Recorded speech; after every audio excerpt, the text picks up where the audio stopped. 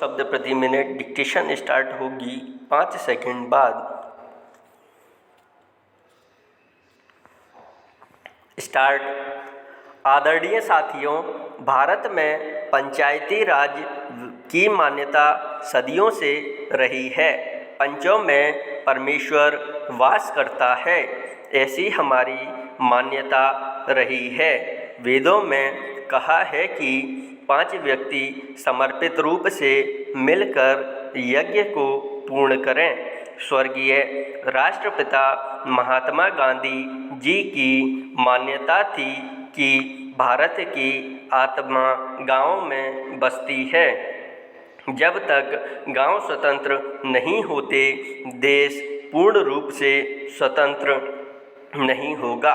गांधी जी के अनुसार सच्चे लोकतंत्र का परिचालन केंद्र में बैठे 20 व्यक्तियों द्वारा नहीं कराया जा सकता है।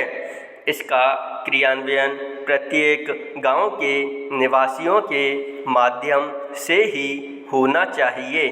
उनके अनुसार जन समर्थन प्राप्त पंचायतों को कोई भी कानूनी कार्य करने से नहीं रोक सकता। गांव का प्रत्येक समूह या उस समूह के सदस्य अपनी पंचायत बना सकते हैं, चाहे भारत के अन्य गांवों में पंचायतें हों अथवा नहीं हों। गांधी जी की यह मान्यता थी कि हर अधिकार कर्तव्य से ही मिलता है।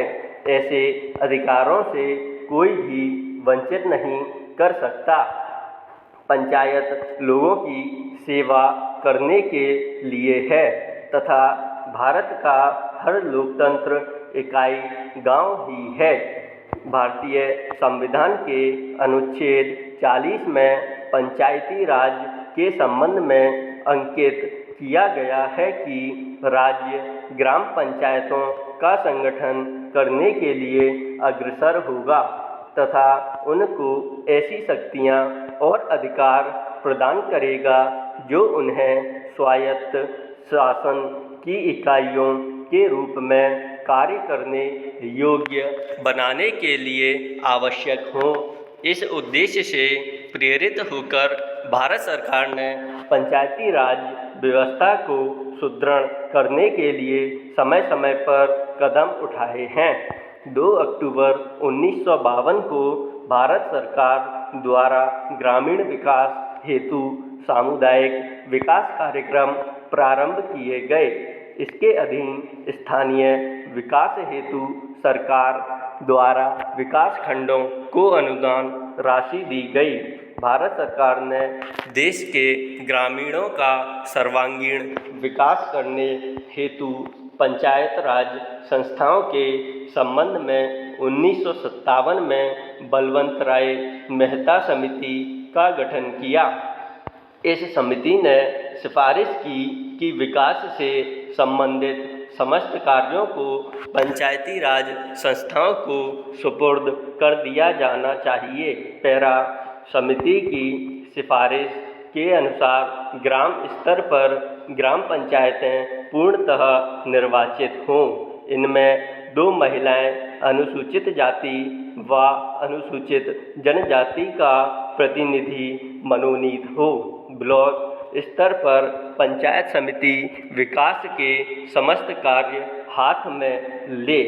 ऐसी व्यवस्था है कि पंचायत समिति धीरे धीरे एक सक्षम प्रजातांत्रिक संस्था के रूप में कार्य करे।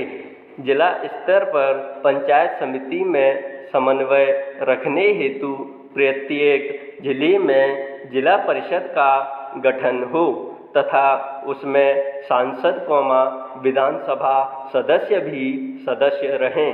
भारत सरकार द्वारा बलवंत राय मेहता समिति की सिफारिशों को स्वीकार करते हुए राज्य सरकारों को निर्देश दिया कि ग्रामीण क्षेत्रों का विकास करने हेतु पंचायती राज व्यवस्था शुरू की जाए।